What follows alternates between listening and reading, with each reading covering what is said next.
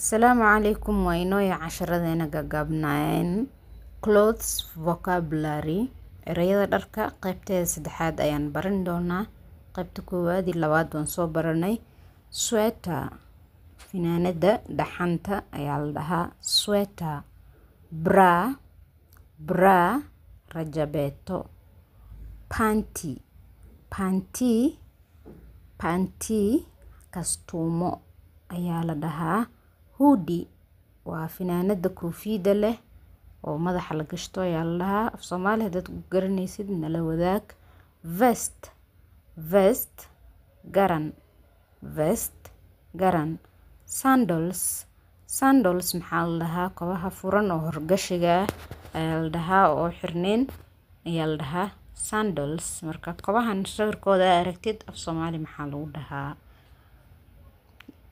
Subscribe na saaro.